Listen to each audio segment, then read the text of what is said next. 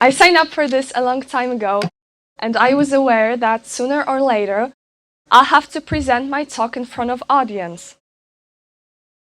However, 24 hours before the deadline, I still had no clue what to talk about. And that's exactly how I came up with my idea.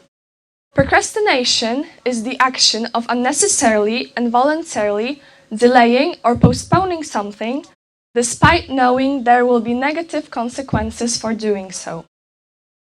I even procrastinate now because I have tests to write this week, and I haven't started studying yet because I keep telling myself that first I have to finish my talk.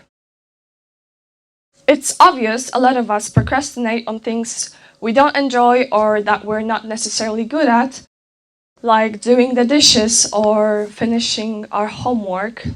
But TED, just as many other things in my life, isn't in that category. It's actually in the quite opposite one, because I wanted to do it since I found out about it when I was much younger. And that leads me to the question, what connects things I enjoy and those I don't, and why do I postpone both of them? See, when I was younger, I wasn't a procrastinator at all.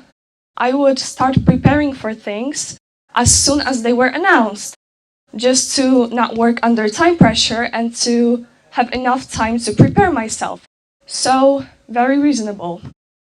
But because of that, I could never be happy with my results. Even when I was getting top marks, I couldn't be proud of myself, and each time I'd fail, I would be very harsh on myself because of that. And I think that's why I started losing all my motivation, and that's exactly how I began to procrastinate. Because since I was spending much less time on everything, each time I would fail, I had a great excuse because I only spent this much time on this, so how can I be mad at myself? So to answer my question, I think what connects both of these categories is simply the fear of failure. But, I wasn't proud of it at first. I was kind of ashamed, and I tried to fight it in many ways. But I'm still out here procrastinating, so as you might have guessed by now, none of these ways really worked. And I think the worst method I tried was watching all of those motivational YouTube videos, like how to be productive or how to plan your day, how to study effectively, etc. And each time I'd finish watching something like that, one, I spent a lot of time watching it, so I already wasted a lot of it. And second of all, each time I would tell myself, okay, I'll start tomorrow. And sadly, tomorrow never came. So I stopped overcoming it. And with time, I noticed that I am actually able to get everything done in a short amount of time. And that actually, this amount of time motivates me and helps me focus on my work to the fullest. And that's when I stopped viewing procrastination as my issue, and I really got along with it.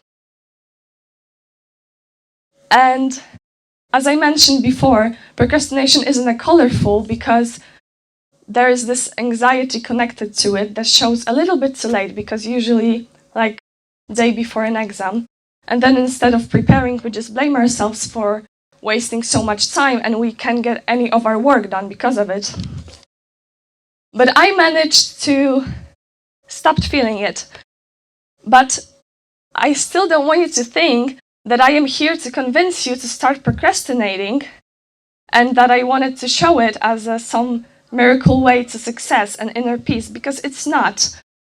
When I started working on this, for a second I thought that I could give you some advice on how to overcome it, but I quickly realized that that would be very hypocritical of me. So I won't give you those either. What I want you to take from this talk is that there are many ways to work out your problems, and sometimes you don't even have to get rid of them. You can just turn them into something that works for you. Thank you.